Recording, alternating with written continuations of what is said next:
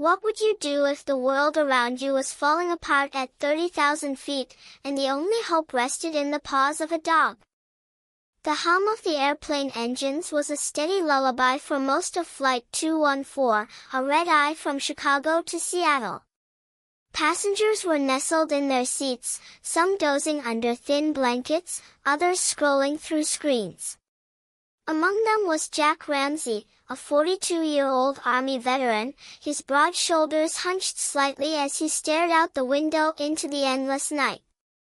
Besides, Jack had flown dozens of times with Tucker, who was trained to sense his anxiety spikes and nudge him back to calm. Tonight, though, the cabin felt heavier than usual.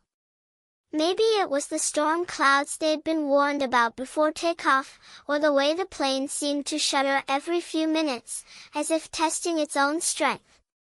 Jack's fingers brushed Tucker's fur, grounding himself. The dog's steady breathing was a reminder, "You're okay. We're okay." At 1:37 a.m., the plane hit turbulence hard. The kind that makes your stomach lurch and your hands grip the armrests. Drinks spilled, overhead bins rattled, and a chorus of gasps filled the cabin. The captain's voice crackled over the intercom, calm but clipped, "Folks, we're hitting some rough air. Please stay seated and keep your seatbelts fastened." Jack's pulse quickened, but Tucker didn't flinch. His head rested on Jack's knee, a silent promise of control. Then it happened. A deafening bang, like a cannon shot, ripped through the cabin. The plane lurched violently to the right, oxygen masks dropping like confetti. Screams erupted. The cabin lights flickered, and the intercom went silent. Jack's heart pounded as he felt the plane tilt, the horizon beyond his window twisting unnaturally. A woman across the aisle clutched her child, whispering prayers. The man in front of Jack was hyperventilating, his hands shaking as he fumbled with his mask. Flight attendants scrambled, their faces pale but professional, shouting instructions over the chaos. "Masks on. Stay calm." But calm was a foreign concept now. The plane was in free fall, or so it felt, the nose dipping as the engines whined in protest. Jack's mind flashed to his tours in Afghanistan, the explosions, the uncertainty, the need to act. He forced himself to breathe, his hand tightening on Tucker's vest. The dog's eyes met his, steady as ever, and for a moment, Jack found his center. Then came the twist no one saw coming. A man in a business suit, seated 3 rows ahead, leapt from his seat. His face was flushed, his eyes wild with panic. "We're going to die," he shouted, shoving past a flight attendant and sprinting toward the cockpit door. The cabin erupted in new panic, passengers screaming as the man pounded on the locked door, demanding to know what was happening. The flight attendant, a young woman named Sarah, tried to pull him back, but he was frantic, his fear contagious. Jack's instincts kicked in. He unbuckled his seatbelt, ignoring the protests of the woman next to him. "Stay," he whispered to Tucker, but the dog's ears twitched, sensing something more. Jack moved toward the man, his voice low but firm. "Sir, you need to sit down. You're making this worse." The man swung around, his fist raised, but Jack caught his arm, years of training making his movements precise. "We're all scared," Jack said, his voice steady despite the chaos. "But you're not helping." The man collapsed into sobs, and Sarah guided him back to his seat. Jack returned to his row, his heart racing, only to find Tucker gone. His stomach dropped. "Tucker," he called, scanning the aisle. The dog wasn't under the seat or in the row. Panic clawed at Jack's chest, the kind he hadn't felt since the war. Tucker was his lifeline, his constant. Where was he? Then he saw him. Tucker was moving down the aisle, slow and deliberate, his vest brushing against passengers' legs. He stopped at the seat of a young girl, no older than 10, who was curled up, sobbing, her oxygen mask dangling unused. Her mother was trying to soothe her, but the girl was inconsolable, her small body shaking. Tucker nudged her hand with his nose, then rested his head in her lap.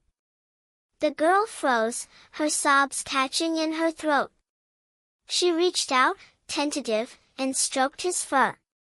Her breathing slowed, her eyes locking onto Tucker's calm gaze. Jack watched, stunned. Tucker wasn't trained for this, not for strangers, not for children. His role was to anchor Jack, to sense his triggers. Yet here he was, moving from seat to seat, offering comfort to others. He approached the hyperventilating man, pressing his weight against the man's legs until the shaking stopped. He sat beside an elderly woman clutching a rosary, her whispered prayers softening as she petted him.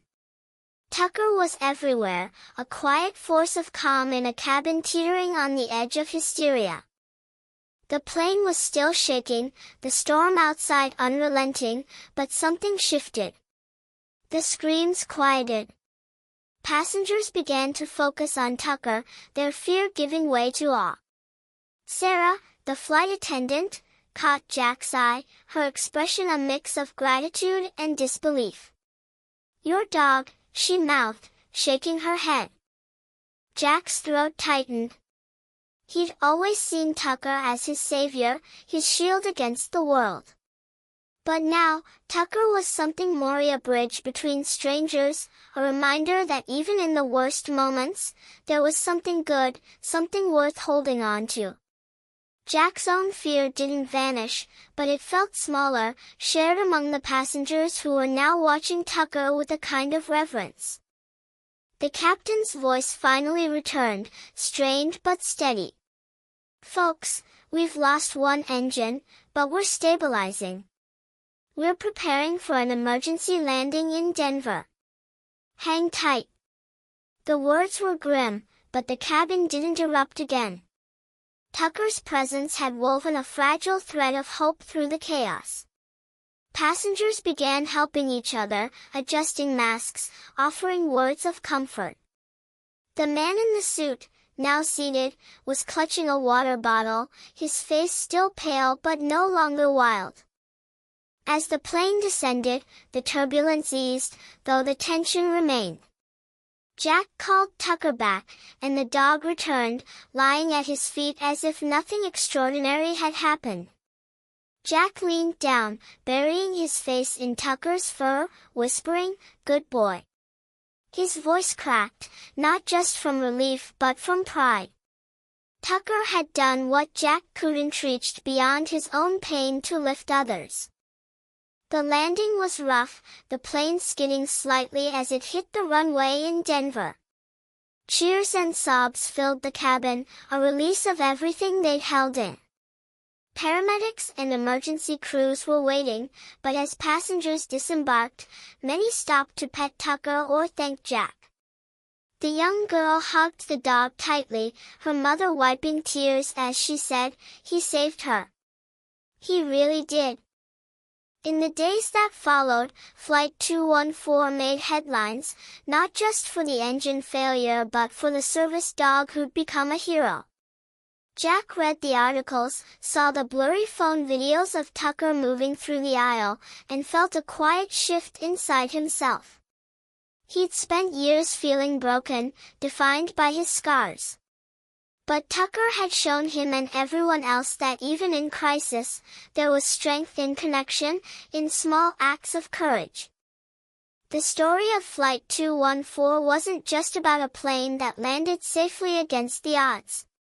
It was about a dog who, without training or command, became a beacon of hope for strangers. It was about a veteran who learned that healing isn't just about surviving your own battles but helping others through theirs. And it was about the truth that sometimes, in the darkest moments, the smallest gesture, a nudge, a touch, a steady presence can change everything.